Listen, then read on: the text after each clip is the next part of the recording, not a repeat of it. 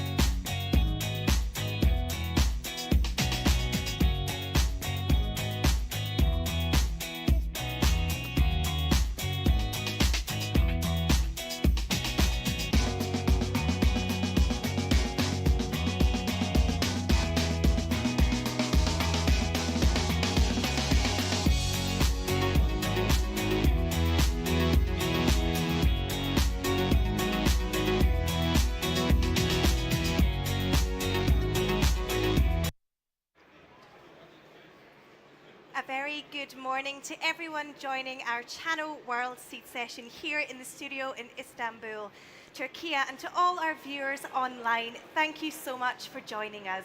I'm your moderator, Claire Taylor, and I'm delighted to kick off our first of many panels discussing funding the conservation of crop diversity worldwide. For decades, the world has quietly relied on a global system to conserve the seeds that sustain humanity.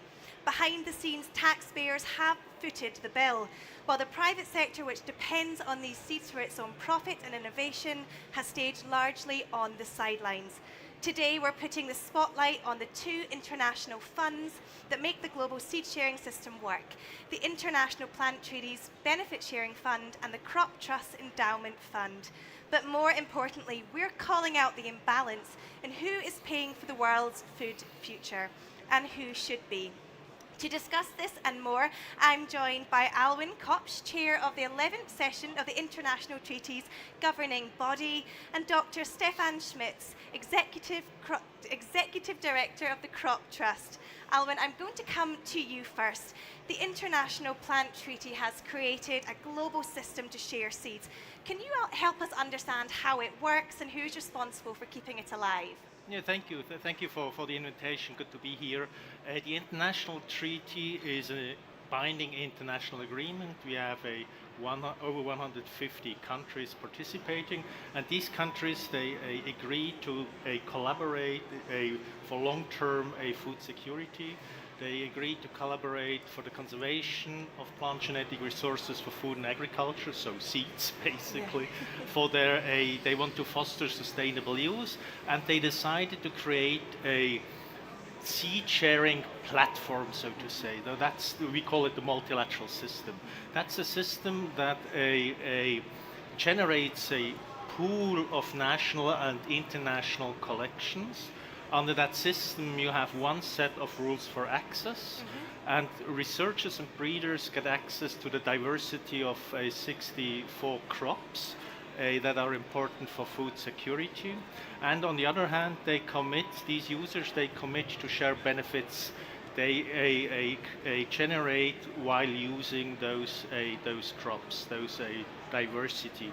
So, and these benefits then go either in form of providing new material, but also in form of a monetary contribution to what we call the benefit sharing fund. So the benefit sharing fund is very much a part of that pool, and from there, funds then go into conservation and sustainable use again.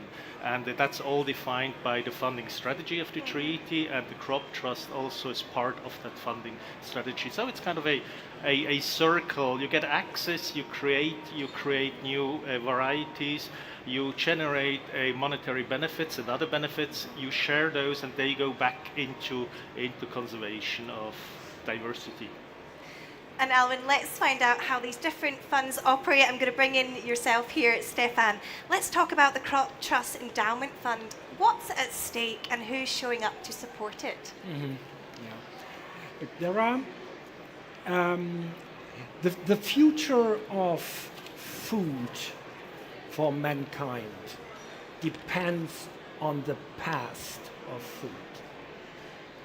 The past, what I mean with that is particular millions of old seed samples that have accumulated over years and years and years back. Yeah? There are more than 7 million registered seed samples, accessions, in all gene banks around the world, many of them in the global south, many of them with no secure funding. If those treasure troves is lost, it's lost forever. So, and that is the reason where the Crop Trust comes in, the Crop Trust Endowment Fund. We provide sustainable funding for those gene banks, for those collections under threat. We do it, as you say, based on our endowment fund. We just use the proceeds out of this endowment fund to provide technical and financial support to gene banks in need for.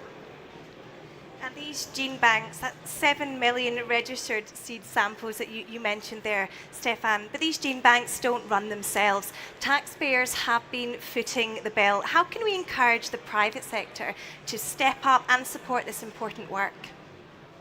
Yeah, you're right. Over the last 20 years, we received donations summing up to roughly $300 million. The market value of that endowment fund currently is about $350 million US dollars, in spite of the fact that we in the meantime have already withdrawn around 100 million. So you see how powerful and reliable this instrument is. Of these 300 million we have received over the last 20 years, roughly 96% came from public donors, 2% from the seed sector, and 2% from other private sources. It is a global public good.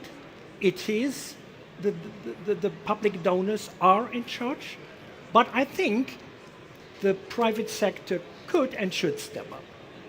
Those seeds make sure that the business of the private sector will still run 20 years from now. And we would like to convince the private sector to step up, help us to fill the pot, either by increasing own contribution and or by advocating, stepping up, knocking on the political decision makers' doors and saying, look, this is one of the most important global public goods on earth. It is terrible underfunded. We all are needed. We need to work together to make sure that this money we need is collected and secured forever. Thank you, Stefan. And I guess it's clear what you're saying there about stepping up in both a financial contribution point of view, but also in that advocacy role. Also, Alwyn, we're going to shift to the treaty's multilateral system and its benefit sharing fund. It was meant to channel fairness into the system. Is it doing that? The benefit sharing fund is part of that funding strategy, and the treaty with its funding strategy actually tried to get an overview where is the financial flow going in the area of crops, plant genetic resources for food and agriculture. And we looked into, what the World Bank is doing, some multilateral institutions. We looked into other international cooperation. We looked into what governments are doing, and we tried to actually identify, so where is the gap? The benefit sharing fund is a rather slim and quite agile instrument, so where could we actually add most value to it? And what we identified is really the local seed value chain. So the collaboration between farmers to market, farmers to their own local markets, to trying to improve what they need in the global south. We speak mostly about small farmers and subsistence farmers. And so the benefit sharing fund really tries to work with them and for them, tries to establish collaborations. We heard in the opening how important collaboration is. Collaboration with breeders, with farmers, in order to improve the crops those farmers actually need in terms of nutrition, in terms of yield. And so I would say, yes, indeed, it is contributing to the fairness of the system. Can't do it alone, but I think it's an important part. And now, when you've shared some of the primary beneficiaries of the benefit sharing fund, can you share some of the key achievements so far? Yeah, I received a list of what the benefit sharing fund all did. As I said, it's a rather small fund. We hope to grow it, of course.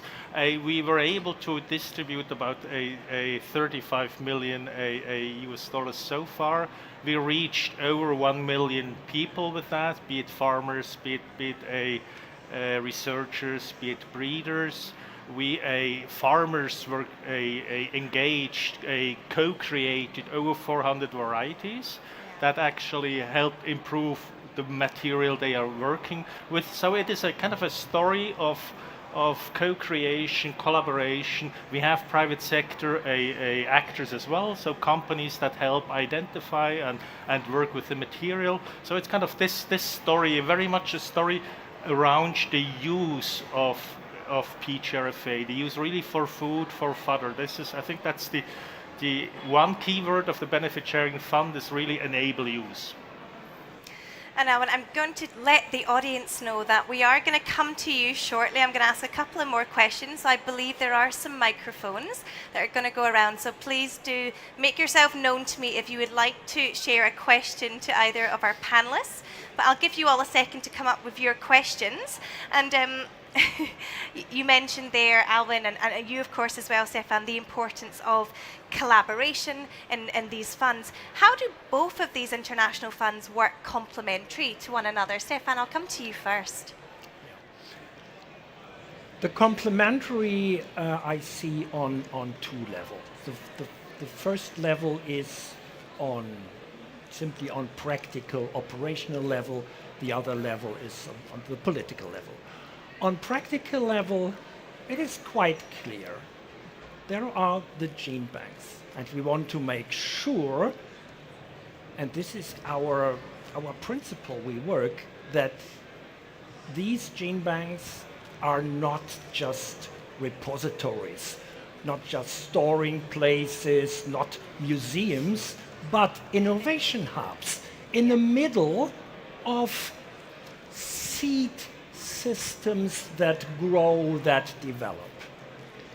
And these things, there's a growing seed system. That is exactly what Alvin referred to. Yeah, so these are the farmers, the small breeders, the breeding companies around the gene banks. And there is and should be a constant communication and flow of material in and out. This is the practical part. The political part is that both instruments, the Access and Benefit Sharing Fund and the Crop Trust Endowment Fund, both are funding mechanisms under or within the framework of the International Plant Treaty. That means we regularly have this political dialogue with the international public and the international private community on seed system development and the role of Thank you, Stefan. And I'll extend the same question to yourself, Alvin. How do you work complementary to one another? So I think that Stefan already said almost everything, but I think very importantly, you need to understand the system as a system that tries to ensure long-term food security. And we do have a climate change, we have loss of soils, we have biodiversity loss, and so they are very complementary for actually very specifically one sector, which is the seeding sector. And as we heard this morning, it starts everything with seeds. We could also say there is nothing without seeds. So I think that's kind of the complementarity in the political sense. And then in terms of actors and regions, I think the crop trust very much focuses on the global level and at a regional level collaborations with the type of collections they're working with. We, from the Benefit Sharing Fund, we focus more on the local level and particularly on the farmers and the working communities they live in. So there is a complementarity as well. And then I think there is a third complementarity in the sense of trying to improve the system. We do have unfortunately, the private sector doesn't contribute and use the system as we would wish it does. So we're trying to think about and work on rules how to improve that engagement. And there very much we work in a complementarity way. Thank you, Alvin. Are there any questions in the audience? There's 2 microphones behind. We've got one in the front. Can you introduce yourself, please, to those online as well?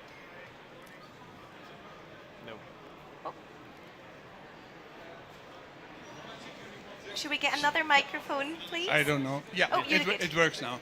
Good morning. Nice to see you here. My name is Niels Lauwaars. I'm currently advisor to ISF as a small job. I used to be in the CGN in the Netherlands, the Gene Bank, and later director of Plantum, the seed association. When you are kind of competing here, aren't you, with your request to to the sectors.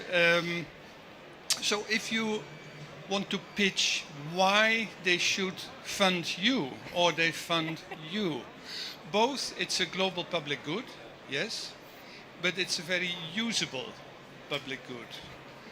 So in terms of corporate social responsibility, contributions to your funds would be corporate social responsibility, but for all these guys, access to genetic resources is quite key. So on those 2 issues, corporate social responsibility and the relation to access, how would you defend your case and how would you defend your case, Stefan? Or even not defend, propose. We use the terminology propose.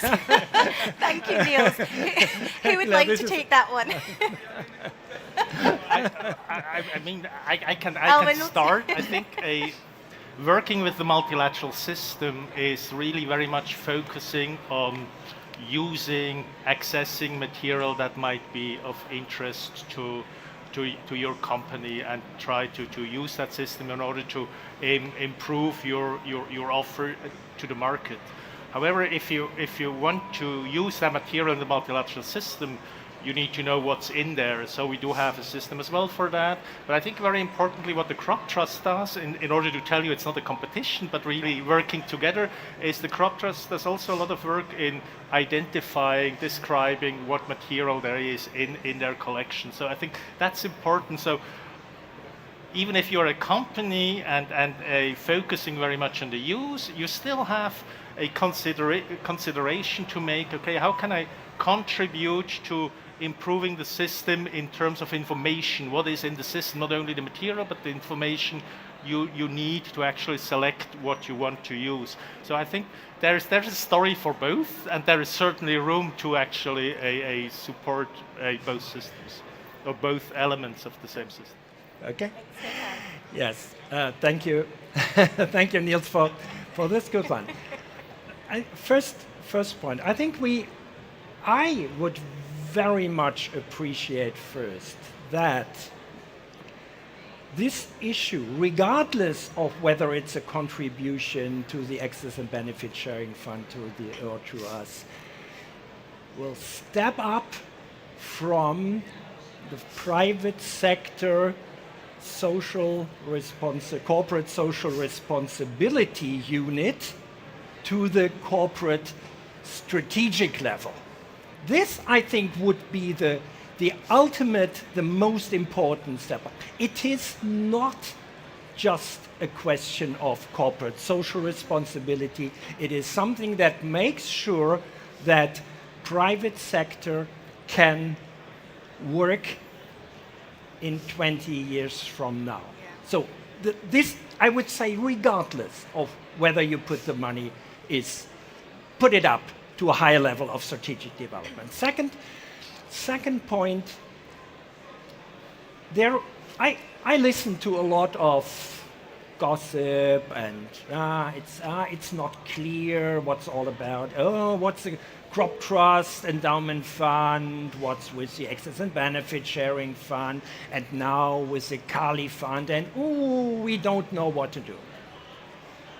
We listened to that and thought, this is a starting point today. Yeah, we want to add to clarity, to transparency, and I hope this helps as a starting point. We would be more than happy to see all the key players in the field, the country associations, the ISF dialogue, or individual companies, to make very clear it is the Crop Trust covers this, Access and Benefit Sharing covers this. Both matters, and up to you what you regard more important. From my perspective, both are on equal footing. Up to you. Thank you both, and thank you, Niels, for your question and our Dragon's Den situation here. But we're going to move on. Is there any other questions in the audience? Just now, we've got one more over here, please. Thank you. Can I ask you to introduce yourself, please? Yes, I will. Hello, everybody. Nice to have you here. Thank you for joining us at ISF. My name is Jasmina Mominovic. I work at Biocrop Sciences, Head of Genetic Resources. At ISF, I'm the coordinator, or the chair of the coordination group on genetic resources. I just, to top up, to add to this conversation, I would like you to just very briefly reflect on the value of non-monetary benefit sharing, of the work that companies are already doing in support of regeneration and classification of existing collections, or maybe also new collection missions. And the other thing, also as a reflection, if you can also give a word or two on that, we as industry also feel a lot of pressure, like money is needed for biodiversity conservation in so many different levels, including digital sequence information, DSI, which is also the CBD scope. So there is a big ask from companies to start paying into the fund. But Alvin, you said the magic word, it's the use. So what's the value in what you're offering, what you're not offering, what the planet holds, what's the value for, let's say, the future of plant breeding, the future of food security, and how do we connect these points so that there is, let's say, a clear understanding at corporate level. This is why we need to fund it, not just because we feel like it, but because it makes sense, because we use it, because it provides certain value to us. Knowing as well that regulatory environment is very unfavorable of new technology. So if we want to understand better what's in the collections, we would need to apply new tools. If we're not able to use these new tools, they will not be described, they will not be used, there will be no benefit shared. So two not really simple questions, so non-monetary benefit sharing and maybe this whole regulatory and financial pressure on companies, whereas use is in a way left on the side like a not very well understood item. Thank you very much. Thank you. Alvin, would you like to go first on that one? Thank you very much, Jasmina, for these very important questions. I think with regard to non-monetary benefit sharing, so what are we talking about? It's information sharing, it's creating new varieties, all these kinds of things, coming from the use of a PGRFA. I think that's something really very important. So this is on equal footing as monetary benefit sharing, at least. I would say that the issue we have in the treaty community, and this goes for the private sector but also for the public sector, is trying to make that more visible and better explain that with non-monetary benefits you actually contribute to maintaining and developing the entire system of accessing genetic resources. I think that's very important. So it's also an invitation to the private sector maybe at the next governing body. So the conference of the treaty, come forward, share your stories, how you actually collaborate with others and you're giving back, what's your giving back story. I think that's important. With regards to the value, so I think the treaty is one of the few international legal instruments that actually puts an emphasis on access to genetic resources, on use of genetic resources. And the value here for your sector is this is your very sector-specific instrument.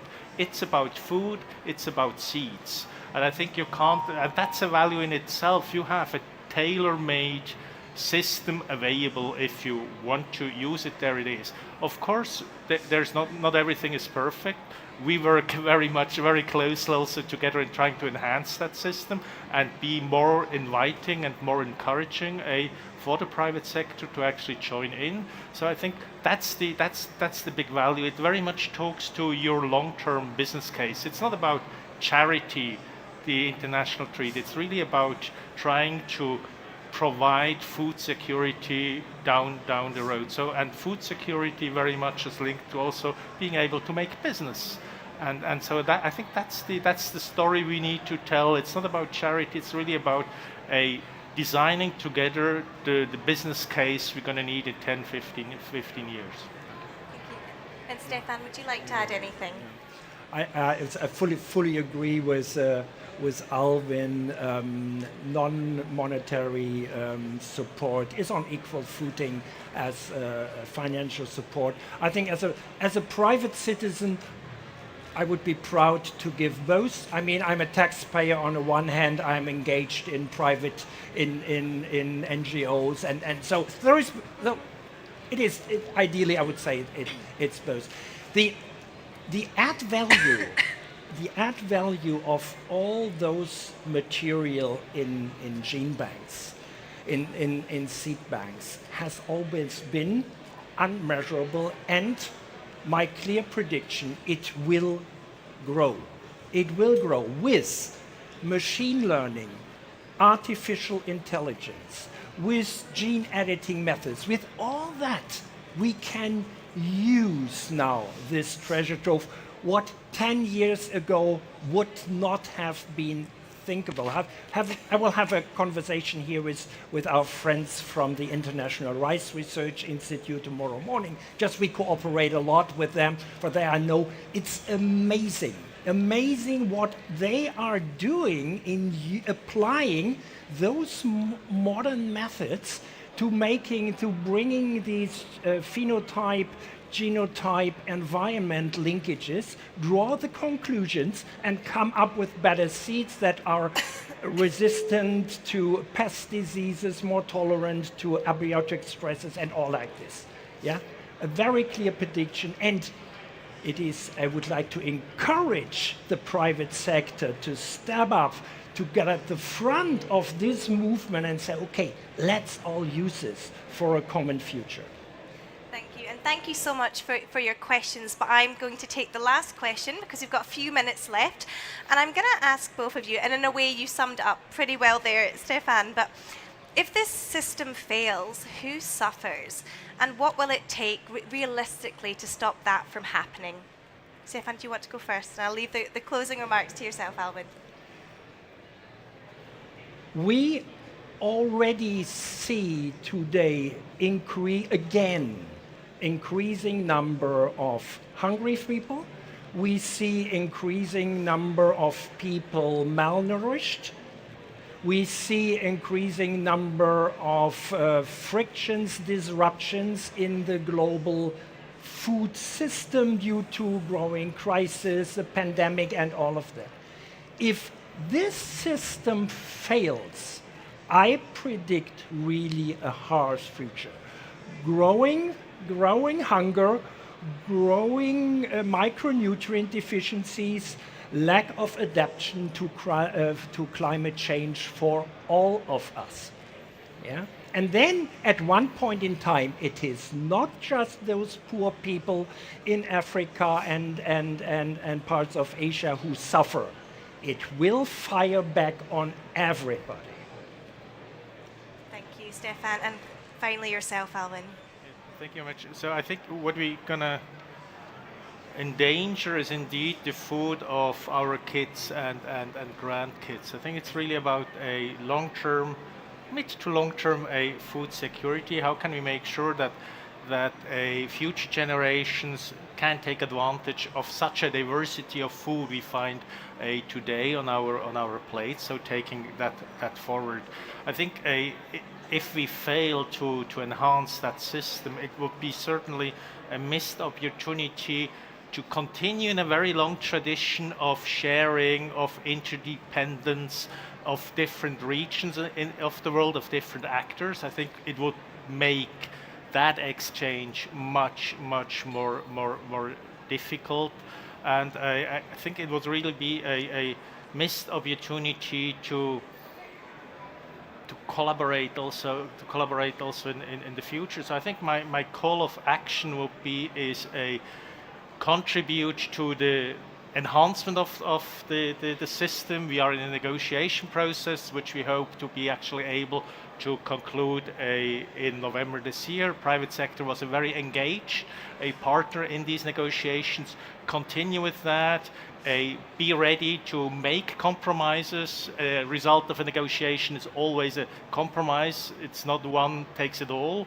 Shouldn't be in a multilateral system, I think. So be ready, engage with an open spirit, and then finally start using the system. I think that's your best contribution you can make, is use that system. With the use, you also make sure that the system continues to evolve. And with your use, and you're talking also to my authorities, so to say, to policymakers, you can make them aware of the importance of that system. I think you have a very credible story to tell, and you strengthen that by using the system we offer to you.